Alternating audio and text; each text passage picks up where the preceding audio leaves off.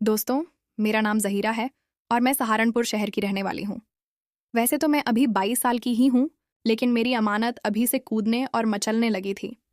इसीलिए मैंने इसे अपने भाई को ही दे दी।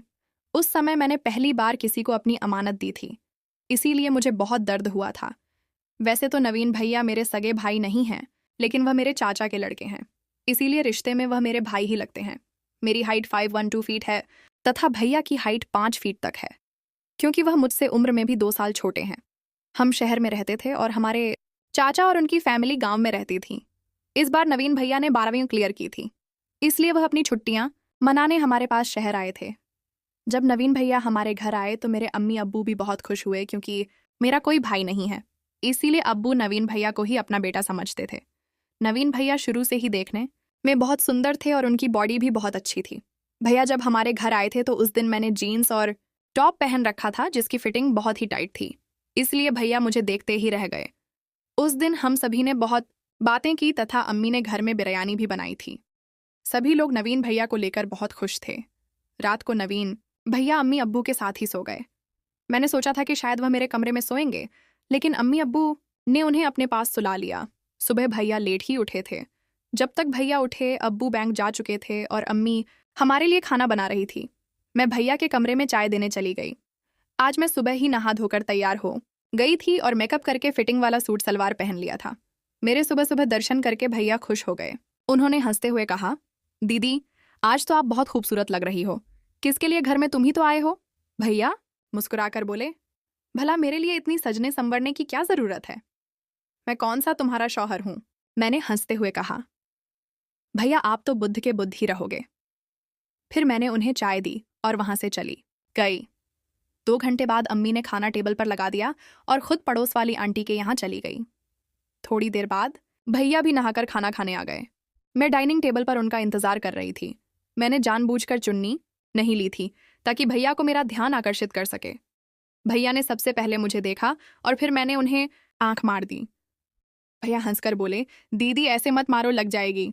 इसके बाद हम दोनों हंसने लगे। भैया खाना खा रहे थे और मैं उन्हें देख रही थी। मैंने उनसे पूछा, भैया दूध पियोगे क्या? भैया ने चारों ओर देखा और बोले, पी लूंगा, लेकिन यहाँ कहाँ है?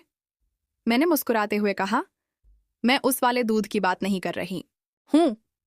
भैया ने मुझे थोड़ा डांटते हुए कहा, दीदी आप बहुत बिगड़ गई हैं। भला कोई अपने भाई से ऐसी बात करता है क्या? मैंने हंसते हुए कहा, भैया आपको तो पता है कि हमारी मौसी ने अपने चाचा के लड़के से शादी की थी और आपके मामा ने भी तो अपनी चाची से शादी की थी। और फिर मैं भैया से रिक्वेस्ट करने लगी कि प्लीज भैया मान जाओ ना, इतना भी क्या तरसा रहे हैं? हम कौन सा किसी को मार रहे हैं जो हमें पाप लगेगा? हम तो बस थोड़ा सा एंजॉय करना चाहते हैं और मैं आपको भी बहुत मजे करवाऊंगी। बस आप एक बार हाँ तो करो। उस दिन मैंने भैया को बहुत मनाया, लेकिन भैया राजी नहीं हुए। खाना खाने के बाद हम सो गए और दोपहर के बाद अम्मी जान भी वापस आ गई। शाम को हम तीनों, अम्मी जान और नवीन भैया, शहर में घूमने के लिए चले गए। हम शहर के सेंट्रल पार्क और खाना खाने के लिए होटल में भी गए थे। शाम को अब्बू जान भी बाहर से खाना खाकर आ गए और थके होने के कारण सभी टाइम से ही सो गए थे। आज मैंने अब्बू जान और अम्मी से जिद करके भैया को मेरे कमरे में सुला लिया था। रात को हमने लगभग 12 बजे तक बातें की। मैंने भैया से पूछ भी लिया था कि भैया अगर आपकी कोई सेटिंग है तो भी मुझे बता दो। तो भैया बोले, नहीं दीदी ऐसी बात नहीं है, आप समझने की कोशिश नहीं कर रही हैं। दरअसल मैं भी आपको उतना ही पसंद करता हूँ जितना आप मुझे करती हैं, लेकिन दीदी मुझे ताया जी अपने बेटे के समान समझते हैं। अगर मैंने आपके साथ दोस्ती कर ली तो ताया जी को अच्छा नहीं लगेगा। तभी मैं बोली, अरे भैया हम अब्बू जान को थोड़ी बताएंगे, हम तो बस थोड़ा सा एंजॉय करना चाहते हैं। तभी भैया बोले, नहीं दीदी यह तो फिर उनके साथ धोखा होगा। फिर मैंने भैया को तिरछी नजरों से देखते हुए कहा, चलो कोई बात नहीं, अगर आपको मजे नहीं लूटने तो फिर रहने देते हैं। तभी भैया बोले, नहीं दीदी आप तो बुरा मान गई, मेरा भी दूध पीने का मन करता है। तो मैंने कहा, फिर पी लिया करो ना, इतना डरते क्यों हो? उस रात से भैया मेरे साथ काफी फ्रैंक हो गए थे। उस रात हम दोनों ने मिलकर आपस में बहुत सारी ऐसी वैसी बातें की। हम हंस खेलकर बस सोने ही वाले थे कि तभी मुझे अम्मी जान के कमरे से थोड़ी थोड़ी आवाज सुनाई दी। तभी मैंने भैया से कहा, चलो भैया देख कर आते हैं, कहीं वह फिर से झगड़ा तो नहीं करने लगे। तभी भैया ने पूछा, कैसा झगड़ा? तो मैंने कहा, कभी कभार अब्बू जान पीकर आ जाते हैं। तो अम्मी उन्हें फिर बहुत डांट रही थीं। तभी भैया बोले, नहीं दीदी आपका वहम है, कोई आवाज नहीं आ रही। लेकिन तभी अम्मी जान की चीख सुनाई दी। फिर भैया बोले, हाँ आ तो रही है, चलो देख कर आते हैं, कहीं उन्हें हमारी मदद की जरूरत ना हो। अम्मी जान की चीख सुनकर मैं तो समझ गई थी कि क्या चल रहा है, लेकिन मैं भी मजे लेना चाहती थी, इसीलिए भैया को जानबूझकर ले गई। हम दोनों जब अम्मी जान के कमरे पहुंचे तो दरवाजा बंद था। हम खिड़की से झांक कर देखने लगे, लेकिन वहां भी कुछ दिखाई नहीं दिया क्योंकि काफी अंधेरा था। अम्मी जान की आवाज जरूर सुनाई दे रही थी, धीरे धीरे, करिए ना। और तभी अम्मी जान फिर से चीख पड़ी। उनकी आवाजें सुनकर हम समझ गए कि क्या हो रहा है। तभी अब्बू जान ने एकदम से लाइट ऑन कर दी। अंदर का दृश्य देखकर तो हमारी सांसें ही रुक गईं। भैया तो वहीं से जाने लगे, लेकिन मैंने उन्हें हाथ पकड़कर रोक लिया। अम्मी जान अब्बू से कह रही थीं, अभी तो 5 मिनट हुए हैं और आप अभी से थक गए। इसके बाद हम दोनों मुस्कुराते हुए अपने कमरे में चले गए। अंदर जाते ही नवीन भैया बोले, हाँ आप तो बड़ी ही चालू चीज हो दीदी। मैंने कहा, इसमें चालू वाली कौन सी बात है? ये सब हुआ तभी तो हम हुए, बस फर्क इतना है कि मैं इन सभी चीजों को एंजॉय करती हूँ और यह कोई गलत काम तो नहीं है।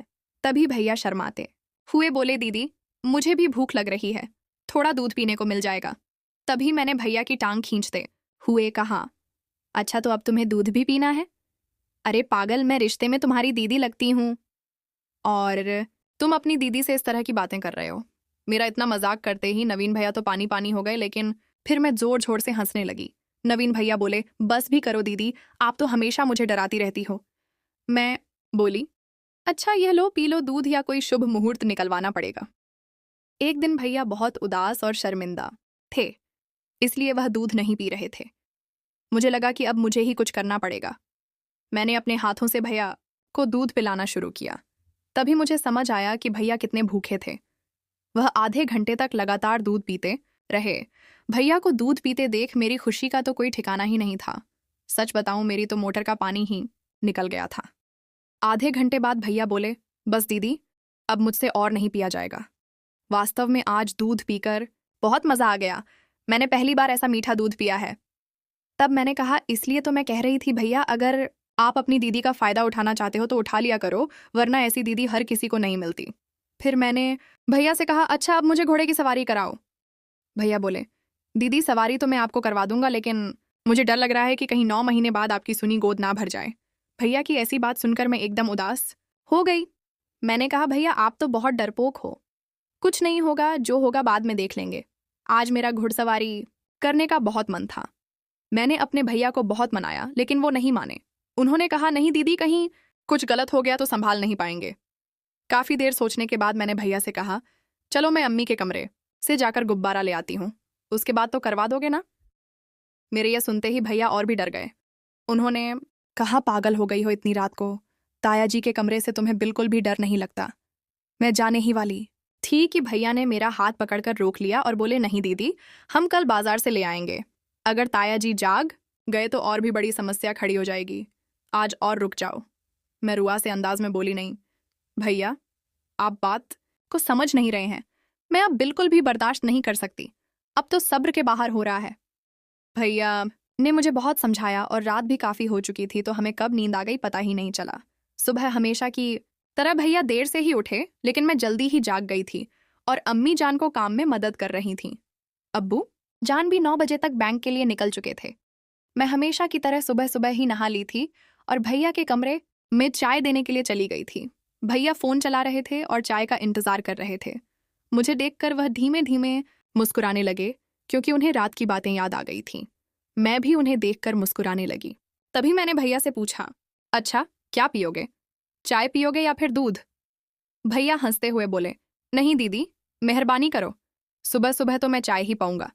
अभी तक रात वाला दूध भी पूरी तरह से हजम नहीं हुआ। मैं मुस्कुराते हुए बोली, तुम्हारा पाचन तंत्र तो बहुत ही कमजोर निकला भैया। और मैं उन्हें चाय देकर अम्मी जान की मदद करने रसोई में वापस चली गई। भैया चाय पीकर नहा धो ली और टीवी देखने लगे। अम्मी जान भी खाना बनाकर आराम करने लगी। इसके बाद मुझे वही बात सता रही थी कि अब बाजार जाना है, इसलिए मैंने अम्मी जान से इजाजत ले ली। पहले तो मैं भैया को अपने साथ ले जा रही थी, लेकिन अम्मी जान ने उन्हें रोक लिया, क्योंकि उन्हें भैया से पंखे साफ करवाने थे। उनका हाथ पंखों तक नहीं पहुंचता था, इसलिए मुझे अकेले ही बाजार जाना पड़ा। बाजार पहुंचते ही मैंने सबसे पहले फल और सब्जियां खरीदी। अम्मी जान ने दर्जी को अपना सूट सिलवाने को दिया था, तो वह भी ले लिया। इसके बाद मैं सीधे ही मेडिकल स्टोर चली गई। मेडिकल स्टोर में जाने से पहले मैंने दुपट्टे से अपने मुंह को ढक लिया ताकि कोई परेशानी ना हो। मेडिकल स्टोर में जाते ही मैंने उनसे चॉकलेट वाला गुब्बारा मांगा क्योंकि मुझे चॉकलेट की खुशबू बहुत पसंद है। मेडिकल वाले भैया ने पहले तो मेरी तरफ देखा लेकिन फिर बिना कुछ बोले मुझे गुब्बारा दे दिया। इसके बाद मैंने सोचा कि भैया के लिए गोलियां भी ले लेती हूँ क्योंकि उन्हें देखकर लग रहा था कि शायद उन्हें इसकी ज़रूरत पड़ सकती है। लेकिन पता नहीं क्यों उन्होंने मुझे गोली देने से मना कर दिया। फिर मैंने उनसे ज़्यादा बात नहीं की और गुब्बारा लेकर बाहर आ गई। फिर मैंने सोचा शायद उनके पास नहीं होगी तो मैं दूसरे मेडिकल स्टोर पर चली गई, लेकिन उन्होंने भी मुझे टेबलेट नहीं दी। अब मुझे साफ हो गया कि मुझे ऐसे तो टेबलेट नहीं मिलने वाली। फिर मैंने सलीम को फ़ोन किया। सलीम 12वीं क्लास में मेरे साथ पढ़ता था और अक्सर मुझ पर लाइन मारता था, लेकिन उस वक्त मुझे इन चीज़ों में दिलचस्पी नहीं थी तो मैंने उसे सिर्फ दोस्त तक सीमित रखा।